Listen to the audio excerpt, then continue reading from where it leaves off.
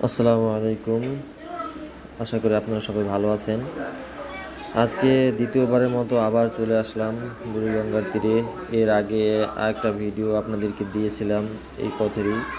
আপনারা দেখেছেন, অনেক ভালো কমেন্ট করেছেন। দ্বিতীয়বারের মতো আবার আসলাম। দেখেন, আজকে শুক্রবার, ছুটির দিন ছিল তাই এসেছি। দেখেন, পুরো নদীটা, বুড়িগঙ্গা নদীটা পুরো কচুরিপানায় ভরা এবং আকাশে সূর্য আর মেঘের খেলা দেখা যাচ্ছে। এবং আজকে শুক্রবার বিধায় আজকে অনেক মানুষের ভিড় ছিল। দেখতেই পাচ্ছেন, অনেক মানুষের ভিড়, অনেক বাচ্চারা এসেছে, নানা বয়সের নানা মানুষ এসেছে আজকে। এবং পরিবেশটাও অনেক ভালো ছিল। সকালবেলা মেঘলা ছিল এবং পরিবেশটাও পরে বিকেলের দিকে অনেক ভালো হয়েছে।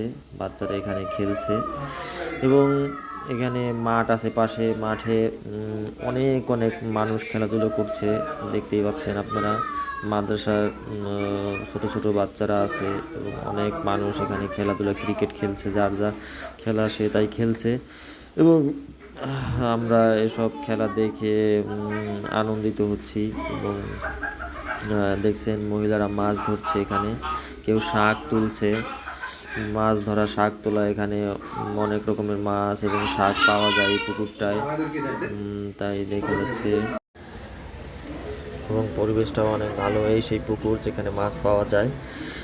সবাই এখান থেকে মাছ ধরে এবং খালের পরিবেশটা, মানে নদীর পরিবেশটা আপনাদেরকে আবারও দেখাচ্ছি। ওই যে হচ্ছে বসিলা ব্রিজ দেখা যাচ্ছে। পুরো রাস্তাটা কমপ্লিট হয়ে গেলে এখান দিয়ে বসিলা পর্যন্ত যাওয়া যাবে। তো এটা অনেকেই জানেন, অনেকেই জানেন না। এইখানে দেখেন একটা মাঠ, এখানে চামড়া শুকানো হয়।